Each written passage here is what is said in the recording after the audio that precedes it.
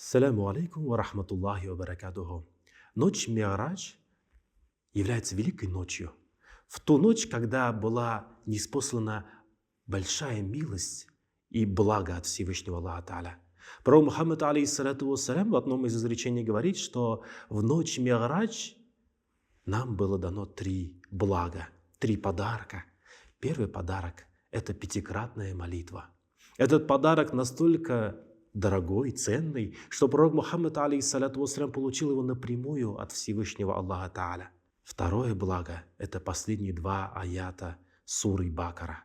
И третье благо – весть о том, что у искренних рабов, искренних людей, которые хотят покаяться перед Всевышним, очиститься от грехов и ошибок, им будет даровано большое благо – очищение даже от больших грехов.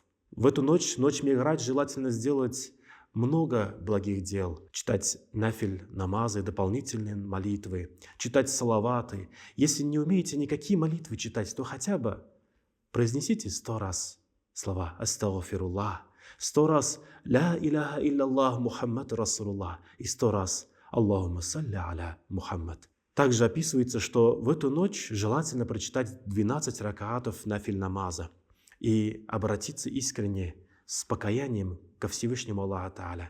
И если человек искренне эту ночь заполнит благами, благостными деяниями, поступками, день проведет в поклонении и в посте, то Аллах Та'аля дарует такую награду, как будто бы человек провел в благодеяниях и поклонении целых 100 лет.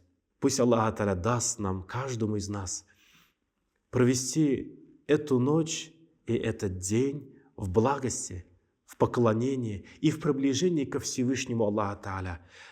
Пусть Аллах Та'аля примет наши искренние молитвы и да удостоит нас Всевышний, увидев итоги этой ночи, радоваться и получить несметное воздаяние.